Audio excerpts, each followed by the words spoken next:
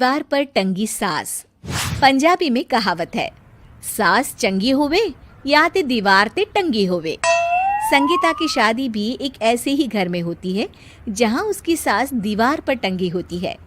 ससुर और पति शादी के पहले दिन उसे सास के फोटो के सामने ले जाते हैं, जहां ससुर जी कहते हैं, बेटा बेटा संगीता, ये तुम्हारी सास थी, बहुत नेक और भली, लेकिन थोड़ी गुस्सैल थी। गुस्सा आने पर सब तहस नहस कर देती थी, पर अब ये इस दुनिया में नहीं है।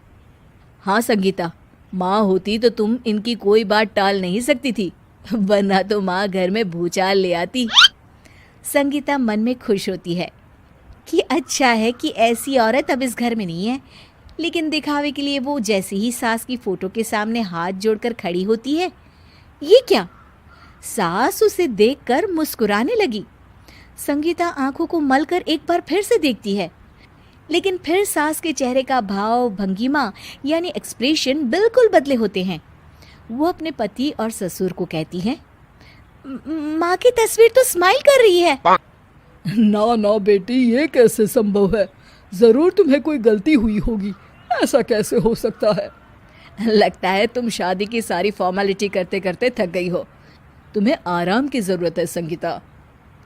खैर, सारे संगीता की बात को इग्नोर कर कमरे में चले जाते हैं। वैसे सास की फोटो पर एक्सप्रेशन एक के बाद एक बदलते ही रहते हैं। सुबह होती है, पति और ससुर को काम पर भेजकर संगीता कमरे की सफाई करने में लग जाती है कि तभी उसे आवाज आती है, टेबल ठीक से साफ करो। ऐसे भी कोई टेबल साफ करता है? इससे अच्छा तो ये गंदा ही था। किसी औरत की आवाज सुन संगीता दंग रह जाती है और सोचने लगती है कि आवाज कहाँ से आई। आवाज को नजरअंदाज कर वो फिर से अपना काम करना शुरू करती है, लेकिन इस बार तो आवाज बिल्कुल उसके कान के पास से आती है। मेरा घर है ये। जब तक मैं थी चमका कर रखती थी, हर एक चीज शीशे की तरह थी। तुम्हें तो ना सफाई आती है ना कुछ पता है। क्यों तुम्हें मेरे घर की जिम्मेदारी दे दी गई है?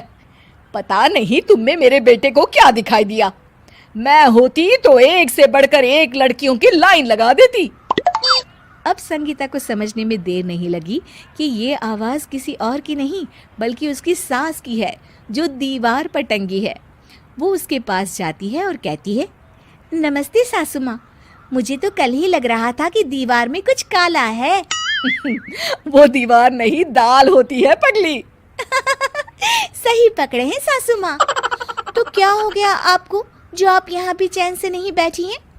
सुना मैंने आपका व्यवहार काफी गुस्से वाला था।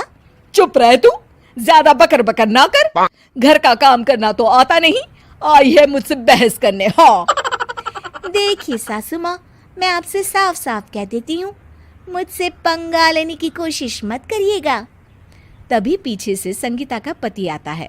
अरे संगीता, किससे बात कर रही हो? कौन है वहाँ? संगीता की सास की फोटो फिर से पहले जैसी हो जाती है। आपकी माँ से कह रही थी कि मुझे काम करना आता। अरे संगीता, माना सास के ताने हर बहू को अच्छे लगते हैं, लेकिन यहाँ तो माँ है ही नहीं। तुम तो फोटो से ही तुम भी लाजवाब हो संगीता। किसी को विश्वास नहीं होता कि संगीता अपनी मरी हुई सास की फोटो से बात करती है।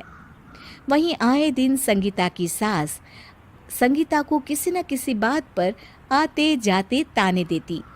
संगीता को भी अब सास के तानों और उनसे बात करने की आदत हो गई। वो कभी खानदान की कहानी तो कभी तीज त्योहार कैसे मनाए या किसी व्यंजन की रेसिपी सास से ही पूछती। सारा दिन घर में अकेली संगीता की सास अब उसके लिए तानों के साथ पक्की साथी की तरह भी रहने लगी थी, जो किसी और को नहीं बल्कि संगीता को ही सुनाई देती। तो देखा आपने, सास बहू का रिश्ता हर रिश्ते से ऊपर होता है, फिर चाहे वो खट्टा हो या मीठा।